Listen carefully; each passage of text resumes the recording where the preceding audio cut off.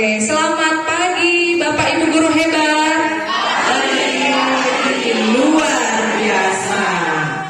Oke, pertama-tama saya mengucapkan ada beberapa piagam dan sertifikat yang saya ikuti. Oh.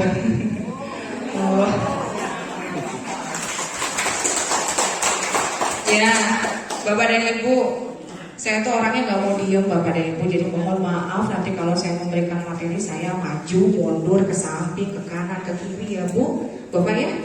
Sama halnya kalau kita saat berada di dalam kelas ya Bu ya, kita sebenarnya kan maju ke belakang melihat ke perkembangan anak didik kita di dalam kelas. Oke Bapak dan Ibu, ada buku atau catatan kecil materi berikutnya nih Bapak dan Ibu. Ada 2 pertanyaan yang nanti akan saya ajukan kepada Bapak dan Ibu. Nanti akan saya pilih di antara Bapak dan Ibu untuk mengemukakan jawabannya. Oke. Dijawab, Bapak dijawab tapi di kertas dulu. Di kertas dulu ya Bapak dan Ibu ya.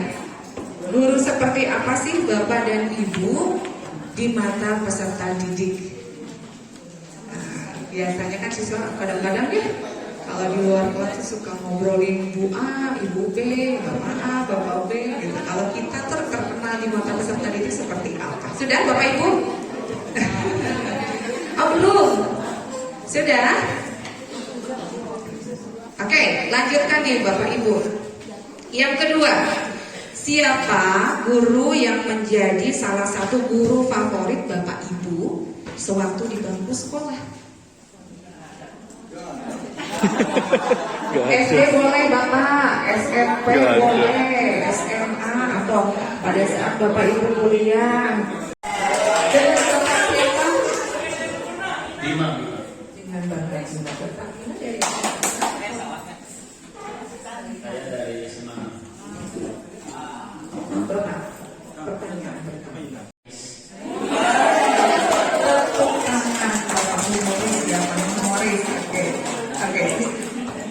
Walaupun saya kan di bidang studi matematika Bu ya, kebanyakan kan pasti lihatnya kalau matematika sangat terlihatnya galak gitu ya. Tapi dalam artian galak itu tidak menggigit gitu. Karena kan kalau anjing galak kan dikatakan anjing galak kan dia menggigit. Nah, kalau ini mah lebih tegas mungkin ya, lebih tegas untuk kedisiplinan dalam belajar matematika. Nah setelah saya melakukan studi skala Likert itu dibagikan dan yang paling banyak ternyata saya humoris. Ya nggak tahu masalah nyampe materi enggaknya itu. Tapi saya dari sana juga ada yang namanya evaluasi. Biasanya kalau gurunya humoris di mata pelajaran saya itu lebih asik ya, lebih mengesankan gitu.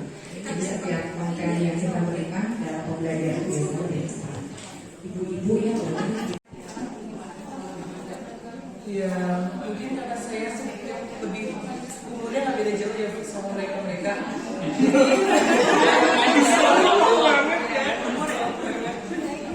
Jadi mungkin lebih dekat ke siswa saya lebih dekat kepada saya. Jadi lebih mudah untuk diajak bermain sambil belajar. tepuk tangan Ibu. Oke, sekarang kita ke depan. Kita coba cari Bapak dan Ibu untuk pertanyaan nomor yang kedua. Jangan saya nunjuk aja ini. Nah, Bapak, iya mau ditanya ya Bu ya. Bapak, namanya siapa Pak? Yang asli Boleh yang asli boleh, palsu boleh. Dani.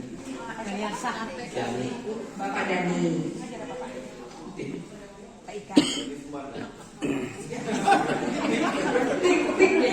Tik bunyi hujan Pak. Bapak, siapa guru yang menjadi salah satu guru favorit Bapak? Waktu saya Bu Indah.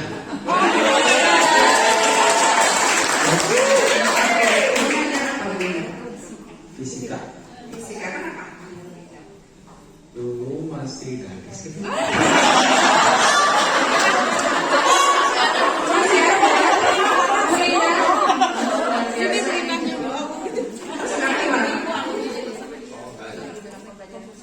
Oh iya, sebenarnya sangat pembelajaran fisikanya dulu. Walaupun sekarang juga jadi guru fisika saya ya. Dulu materi yang paling disenangi masalah astronomi. Linda, ya ada pesan. Oke, luar biasa.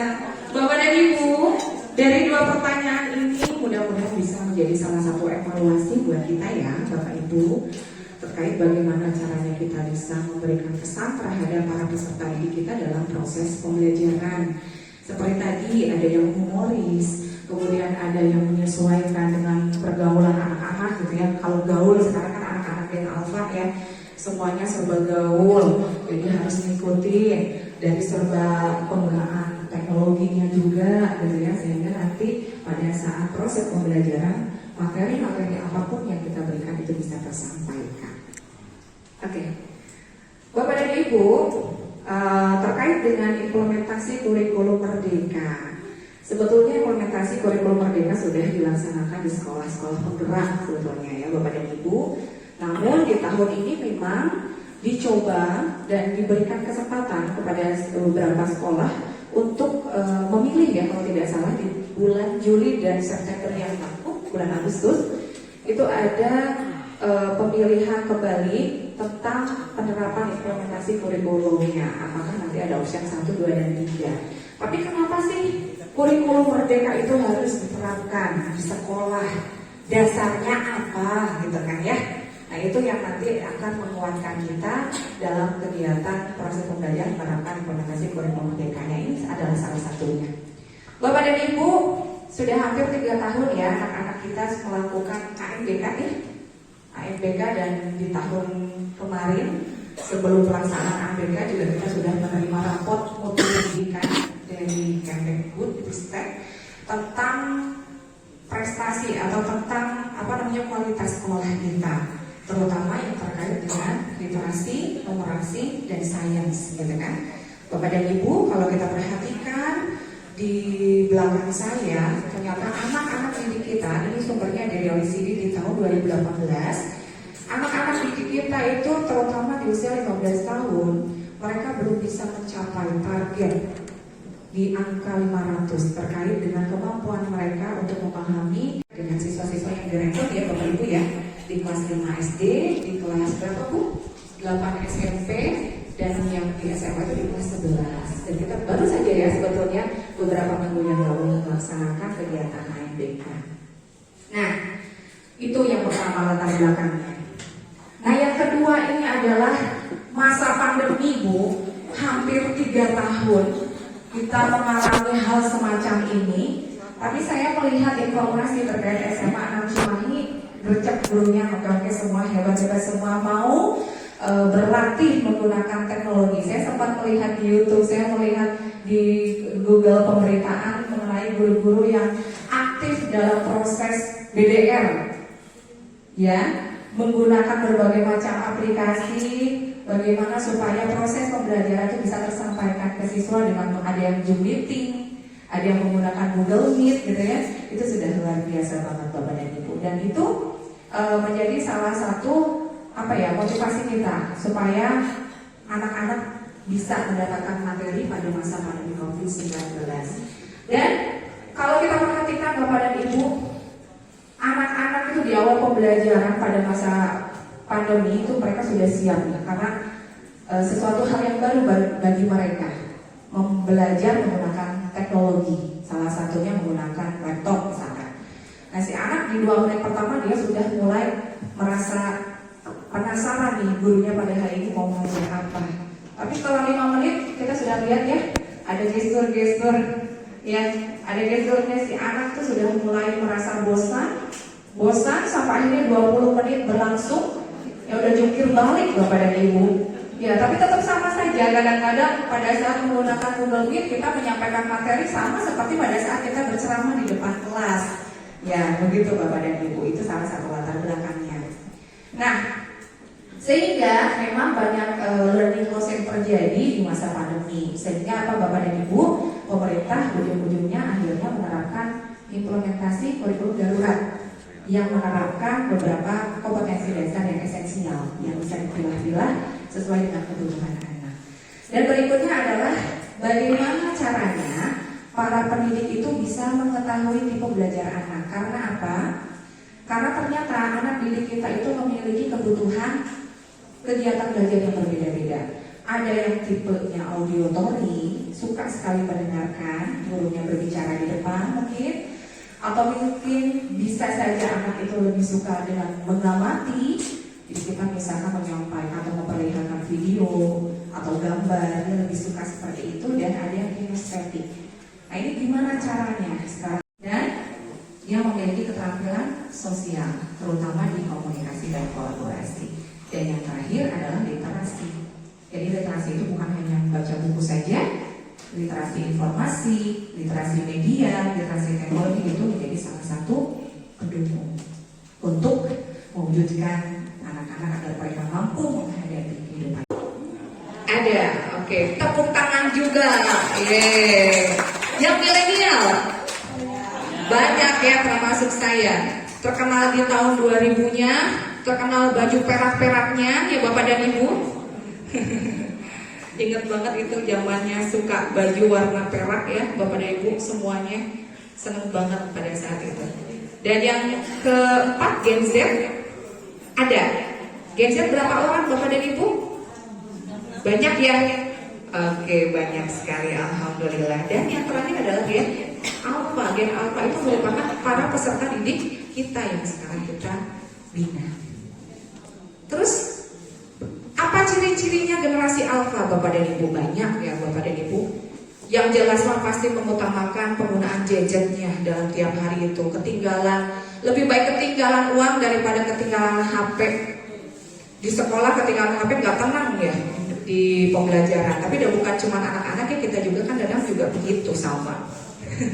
Dengan teman-teman, ngajak kumpul, ngajak bekerja sama, berdiskusi dengan teman-teman di kelas atau di luar jam. Tapi anak-anaknya sibuk dengan medsosnya masing-masing, yang jadi interaksi komunikasinya kurang. Dan yang kemudian Bapak Ibu, makanan juga menjadi salah satu pembeda di antara generasi-generasi yang lain. Zaman milenial kita dulu, ya, tidak ada nasi, singkong pun jadi Bapak Ibu, ubi juga oke, combro, misro, karena itu mah bu resepnya. Hari sekarang mah kumaha tuh? Anak zaman sekarang mah sebelah makanan utamanya juga ya. Bagus sekali diapresiasi. Iya. Ada coba lihat bu. Bawa apa ya? Oh, jadinya juga kayak apa bu? Itu kan makanan lebih sehat ya, Bapak Ibu. Ada mungkin yang surabi masih ada ya, yang suka gitu. Nah, hal semacam itu nanti larinya Ibu ada di Project P5. Pernah dengar ya, berkebinekaan global, ada kearifan lokal itu artinya. Ya, hal-hal semacam itu harus diapresiasi Bapak Ibu, mantap luar biasa. Ya, oke, Bapak dan Ibu. Selanjutnya adalah para peserta didik untuk memiliki kecakapan abad 21 sebagai seorang pengajar, sebagai penjaga gawang, fasilitator, katalisator, dan sebagai penghubung. Itu menjadi satu kesatuan. Nah, bisa juga nanti kita memanfaatkan di kurikulum Merdeka itu dengan pembelajaran diferensiasi yang sebelumnya kita harus mengetahui dulu karakteristik yang dimiliki oleh anak-anak, lingkungan memiliki karakteristik yang berbeda dengan yang lain. Yang pertama adalah pembelajarannya berbasis proyek. Semua berpusat pada peserta didik. Kita hanya menjadi seorang fasilitator dan penghubung saja. Ya, untuk apa? Untuk mengembangkan soft skill dan karakter yang tadi di kecakapan abad 21. Ya, dengan berbasis proyek secara kelompok, anak didik kita bisa dirangsang untuk memiliki pemikiran kritis dalam menghadapi suatu masalah, membina mereka bagaimana menjalin komunikasi, kolaborasi sampai akhirnya mereka bisa berkreasi untuk membuat suatu produk, ya. Dan karakter nih Bapak dan Ibu. Karakter pada kurikulum 2013 terutama di RPP itu kan ada ya karakter yang dimunculkan dalam kompetensi dasar apa misalkan. Ibu kan menyebutkan ada banyak sekali karakter yang dimunculkan. Namun di kurikulum mereka itu lebih dikemas menjadi tidak terlalu banyak, yaitu iman takwa dan akhlak mulia, gotong royong, kebinekaan global, kemandirian, nalar kritis dan kreativitas yang masuk ke dalam profil pelajar Pancasila. Jadi nanti pada membuat modul ajar, karakter yang dimunculkan profil pelajar Pancasilanya, Bapak dan Ibu bisa memilih dari ke-6 profil tersebut, gitu ya. Kemudian nomor 2, Bu, karena tadi berhasil dengan menggunakan kompetensi dasar yang esensial mengatasi learning loss, sehingga digunakan juga di kurikulum Merdeka. Agar anak itu lebih fokus dalam mendalami kompetensi dasar seperti literasi dan numerasi. Dan yang ketiga adalah fleksibel. Pembelajaran kita yang nanti akan kita sampaikan ke anak sesuai dengan CP, capaian pembelajaran, itu juga harus disesuaikan dengan kebutuhan anak dan karakteristik sekolah. Ya, karakteristik sekolah di sini sangat dimunculkan. Nanti larinya ke KOSP. Kurikulum Operasional Satuan Pendidikan, yang sebelumnya adalah KTSP gitu. Nah, ini profil pelajar Pancasilanya, Bapak dan Ibu. Supaya tidak sepi-sepi aja, kita sama-sama dulu nyanyi dulu, gimana nih? Saya melihat nih ada ibu guru yang suka bernyanyi ya di SMA 6 Cimahi ini. Banyak ya? Tepuk tangan dulu dong. Ibu tahu lagu Beca nggak? Ya, beca, gitu kan ya? Nah, sekarang liriknya kita ganti ini, Bapak dan Ibu. Ya, kita nyanyi. Oke, siap, Bapak Ibu? Semangat. Baru jam 10, Bu. Sampai 11 ya, bentar lagi. Oke, siap ya Ibu? 1, 2, 3. Pelajar Pancasila beriman dan bertakwa kepada Tuhan Yang Esa dan berakhlak mulia, berkebinekaan global, gotong royong. Bapak Ibu ya, keluarkan suaranya Bu ya, biar semangat. 1, 2, 3. Belajar Pancasila beriman dan bertakwa kepada Tuhan Yang Esa dan berakhlak mulia, berkebinekaan global, gotong royong mandiri, kreatif dan bernalar kritis. Sekali lagi ya, 1, 2, 3. Belajar Pancasila beriman dan bertakwa kepada Tuhan Yang Esa dan berakhlak mulia, berkebinekaan global, gotong royong mandiri, kreatif dan bernalar kritis. Tepuk tangan Bapak dan Ibu semuanya. Aduh ya, tidak boleh. Selain kreatif gitu ya Bu ya. Elemen-elemennya masing-masing yang terkait dengan karakter tiap poinnya, dan ada sub-elemen dan alur perkembangan di fase yang ada di keputusan Kepala BSKAP nomor 9 tahun 2002 yang nanti bisa digunakan koordinator proyek profil pelajar Pancasila dalam membuat modul. Gitu. Jadi kurikulum Merdeka itu nanti selain belajar di kelas akan ada proyek yang tidak harus terkait dengan mata pelajaran Bapak dan Ibu, ya. Oke. Nah, ini dia. Nah, 3 option ini sekolah diberikan kebebasan untuk menentukan kurikulum darurat esensial, namun ada beberapa bagian atau prinsip kurikulum Merdeka yang digunakan.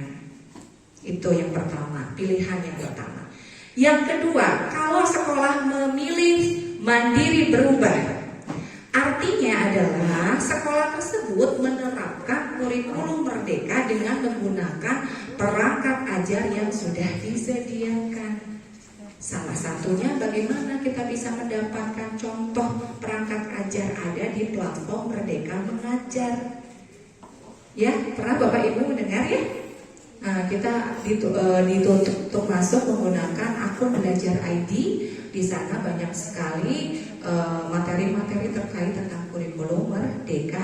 Contohnya modul ajar ada. Contoh membuat proyeknya, modul proyeknya juga ada. Dan yang ketiga adalah mandiri berbagi. Mandiri berbagi ini artinya sekolah menerapkan kurikulum merdeka dengan mengembangkan sendiri berbagai perangkat ajar di satuan pendidikannya. Gitu ya, itu perbedaannya Bapak dan Ibu. Sehingga nanti akan ada surat keputusan nomor 44, ada SK-nya. Nanti akan lebih ke operatornya Bapak dan Ibu. Operatornya nanti bisa ngecek apakah sekolah kita itu menggunakan kurikulum yang 13 esensial ya, atau sudah memilih di antara kurikulum merdeka yang 3 option tadi. Nah ini platform merdekanya Bapak Ibu, Merdeka Mengajar. Nah, kita bisa aktifasi dengan menggunakan akun Belajar ID. Ada apa saja di sana? Banyak. Ada mengajar, belajar, dan berkarya. Bahkan kita juga bisa tahu guru-guru yang membagikan yang karya-karya anak-anak didiknya supaya nanti kita bisa paling tidak kaitkan dengan karakteristik sekolah kita bisa dipakai ya. Nah, Ibu Bapak, ini ada 9 ya, 9 berarti untuk SMA ada 8. Implementasi kurikulum merdeka, pemulihan pembelajaran dilakukan berdasarkan kebijakan-kebijakan berikut ini. Jadi permen-permen yang sebelumnya yang terkait dengan standar isi, standar proses, standar penilaian yang sebelumnya itu sudah tidak berlaku lagi Bapak Ibu. Jadi yang berlaku ini adalah yang di depan. Permendikbudristek nomor 5 tahun 2022 berisi tentang standar kompetensi lulusan. Permendikbudristek nomor 7 itu berisi tentang standar isi. Nomor 16 tentang standar proses. Nomor 21 tentang penilaian. Dan ini yang terbaru Bapak Ibu di poin 5, Kemendikbudristek nomor 262 tentang pemulihan kegiatan pembelajaran yang mengganti Kepmen nomor 56. Ya, di situ nanti akan ada struktur kurikulum dari SD, SMP, SMA sampai SMK. Kemudian ada pengaturan guru, beban guru mengajar. Karena banyak yang bilang kalau kurikulum merdeka diaplikasikan di sekolah takutnya banyak guru-guru yang tidak kebagian jam mengajar. Kenapa? Karena pelajaran IPA itu jadi satu ya Bapak Ibu. Untuk di kelas 10 itu tidak ada fisika, kimia, biologi tapi jadi satu. Sosiologi, geografi, ekonomi itu jadi satu. Jadi mata pelajaran IPS atau IPA. Selanjutnya Keputusan Kepala BSKAP nomor 33. Nah ini adalah capaian pembelajaran yang nanti akan digunakan Bapak Ibu untuk membuat modul ajar. Gak ada lagi kompetensi dasar Bapak Ibu. Ya, sebelumnya di kurikulum 13 itu sudah ada setiap mapel, setiap mapel itu sudah tertera fisika KD 1, KD 3.1, pengetahuan berarti nanti akan berdampingan dengan yang keterampilan. Begitu kan ya Bapak Ibu ya? Nanti akan saya buka bentuk dari capaian pembelajaran seperti apa. Yang nomor 7, keputusan Kepala BSKAP nomor 9 itu tentang profil pelajar Pancasila. Dan yang 9 adalah keputusan Kepala BSKAP nomor 44 tentang Satuan Pendidikan Merdeka. Ya, itu di situ sudah ada beberapa sekolah-sekolah yang memilih kurikulum merdeka atau itu pilihan 1, 2, dan 3. Oke. Kita lanjut ke struktur kurikulum Bapak Ibu. Struktur kurikulum ya, struktur kurikulum yang di SMA ini bagan-bagannya. Oke, kita lanjutkan saja.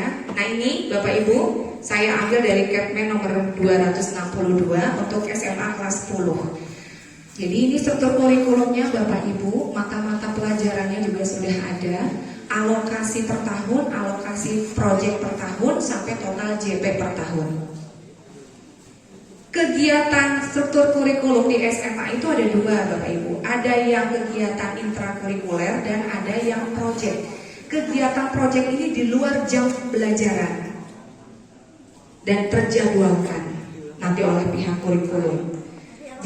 Proses pembelajaran di situ dikatakan bahwa pedoman dalam melaksanakan proses pembelajaran yang efektif dan efisien untuk mengembangkan potensi, kemampuan, kemandirian peserta didik secara optimal dengan perencanaan pembelajaran, pelaksanaan dan penilaian yang memang menjadi satu kesatuan yang tidak terpisahkan.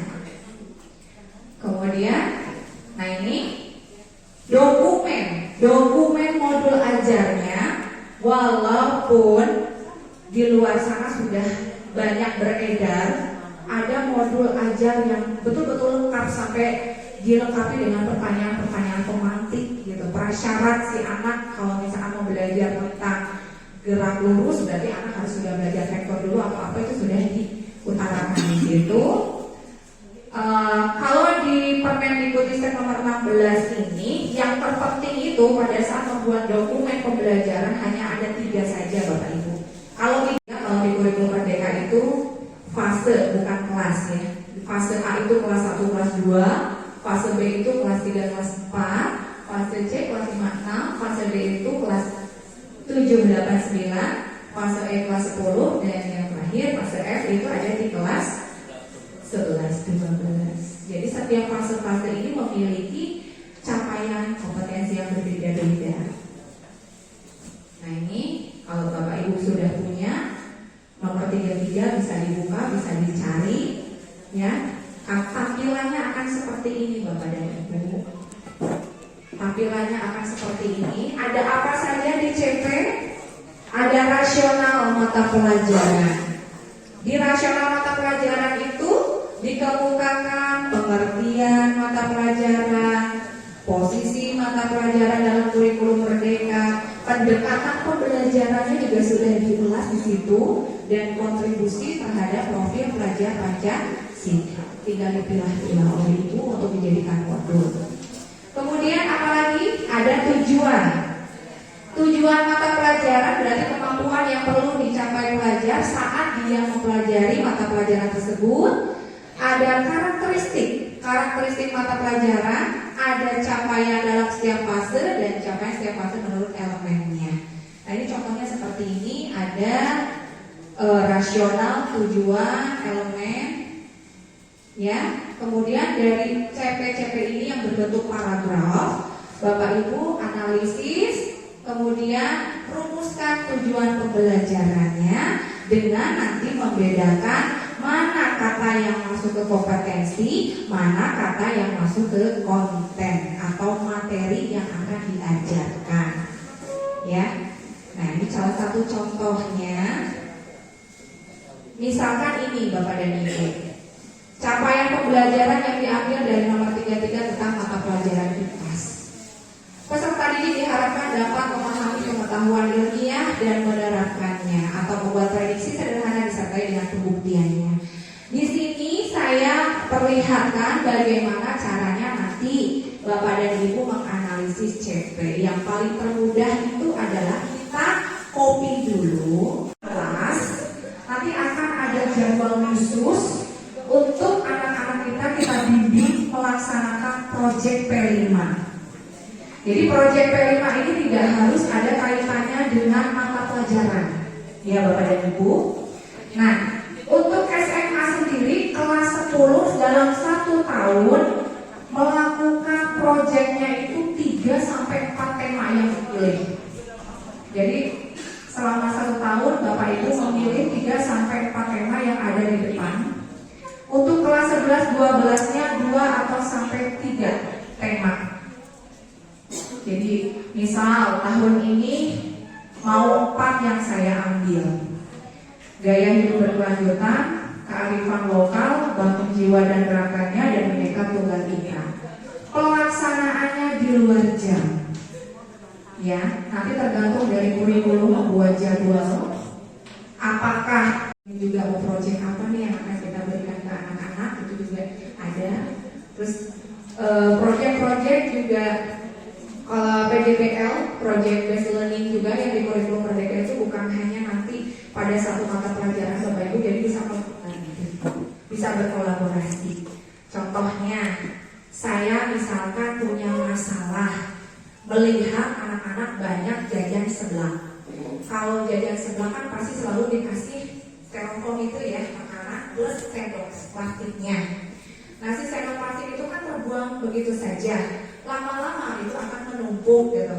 Nanti tiba-tiba gimana nih, misalkan merumuskan pertanyaan gimana caranya bisa memanfaatkan sendok plastik itu yang ada kaitannya dengan pelajaran yang saya aku, misalkan fisika.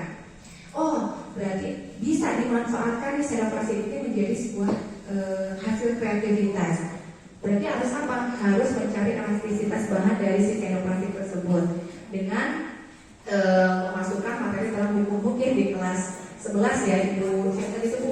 Ibu Indah ya, Indah. Di kelas 11 itu ada elastisitas bahan, itu bisa nanti anak-anak membuat eksperimen melihat sendok-sendok plastik mana, karena kan berbeda-beda. Tukang warung itu biasanya setiap hari memberikan sendok-sendok yang berbeda. Nanti kita bisa analisis dengan menggunakan elastisitas bahan yang berupa data. Datanya kalau misalkan berupa grafik, berarti kita bisa kerjasama dengan guru matematika. Nah itu satu, proyek kolaboratifnya, fisika, matematika. Terus yang ketiga, anak-anak nanti disuruh membuat sebuah laporan yang baik itu seperti apa menurut kaidah guru bahasa Indonesia. Berarti nanti kita bisa kolaborasi dengan guru bahasa Indonesia. Berarti sudah ada 3. Nah kemudian tambah lagi Bapak Ibu, anak-anak nanti gimana nih caranya supaya si sendok plastik ini yang tadinya sampah itu menjadi sesuatu yang berharga. Oh berarti ada PKWU bisa masuk gitu kolaborasinya.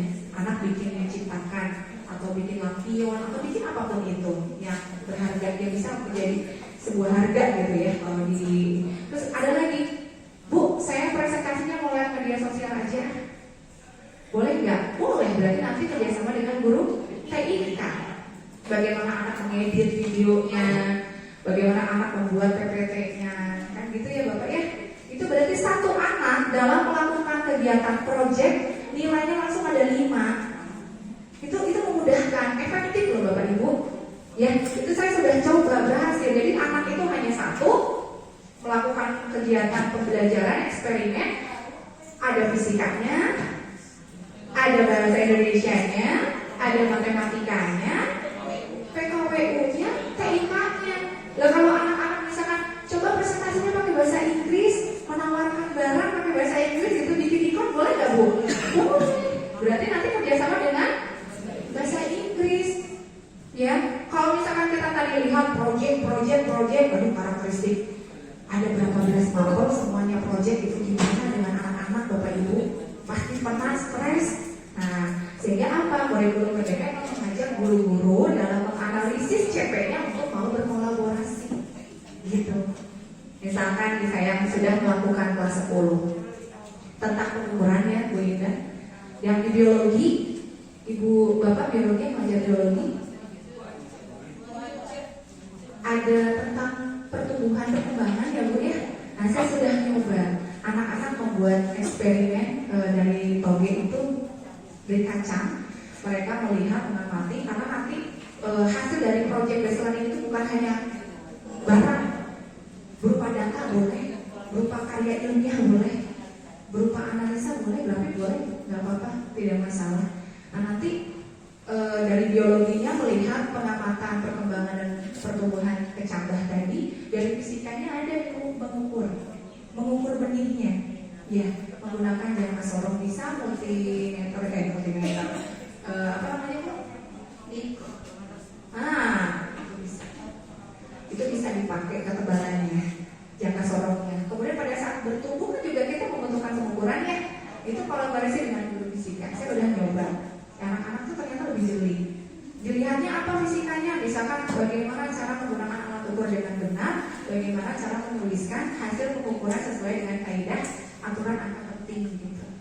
Dan anak-anak senang gitu. Hanya satu eksperimen, prakteknya satu, tapi sudah beberapa mata pelajaran yang terlampau. Jadi efektif waktunya. Nah itu cuma sedikit masukan aja atau apa namanya? Saya di sekolah seperti itu. Tidak perlu Ibu. Yang jelas pada saat mengajar, yang penting kan anak sudah belajar dulu tentang alat ukurnya. Kita bebaskan anak saja, tapi ketika mereka membuat laporan itu nanti akan terpisah. Boleh jadi satu, misalkan ada satu laporan di gantian dulu, misalkan fisikanya saya ngecek tentang pengukuran, hasil pengukuran, nanti perkembangannya dikasihkan lagi ke guru atau mau dipisah-pisah boleh. Gitu. Belum ada bayangan?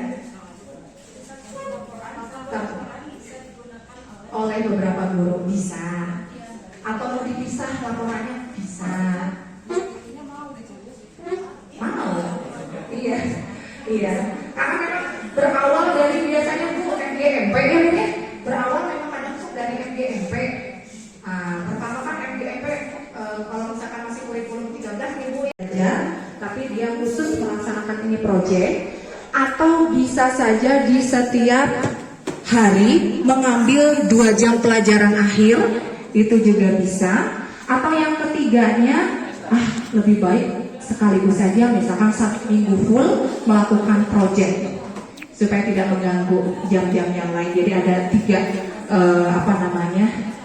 yang bisa dibuat, 3 perkiraan jadwal yang dibuat oleh pihak kurikulum.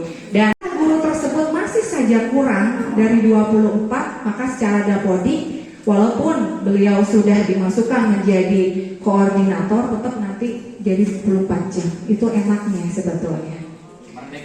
Merdeka ya. Terus Bapak dan Ibu, nah ini kan beberapa tema-temanya ya Bu. Koordinator proyeknya disuruh apa ya gitu nanti. Nah ini dia alur perencanaan proyeknya. Jadi nanti koordinator akan membuat satu macam modul menjadi panduan Bapak Ibu fasilitator yang akan mendampingi anak didiknya untuk membuat semacam proyek dari tema-tema yang tadi sudah dipilih.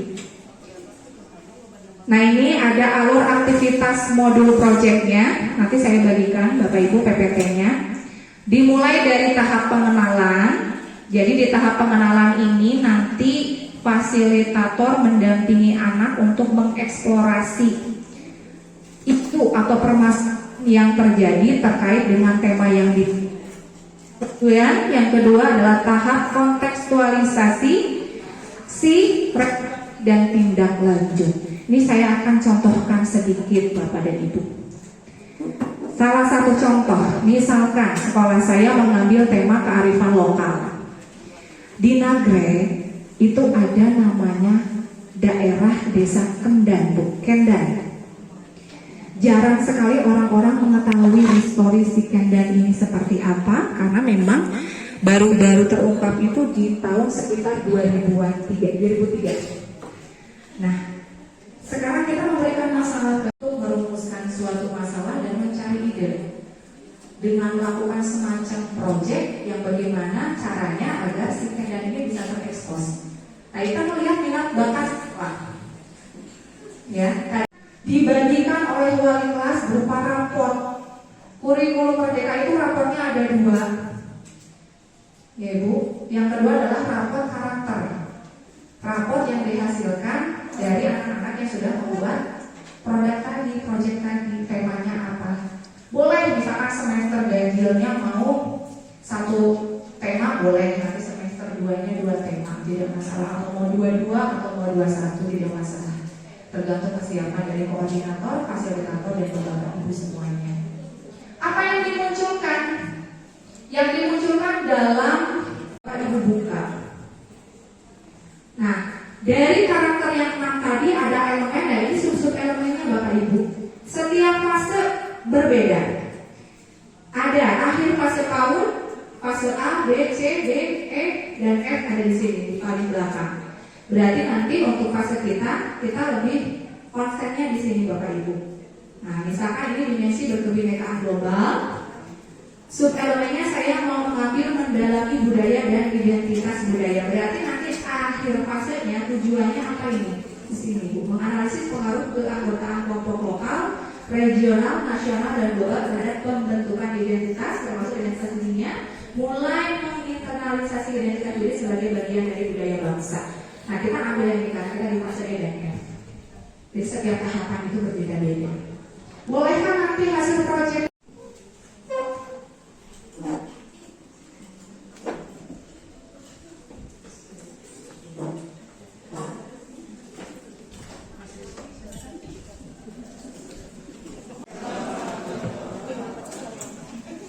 Perkenalkan, saya dari Media Tama, nama saya Rizky, Bapak Ibu. Saya marketing dari Media Tama. Nah ini, saya akan memaparkan terkait produk dari Media Tama. Lanjut, produknya dikemas berorientasi pada peningkatan kompetensi guru dan peserta didik.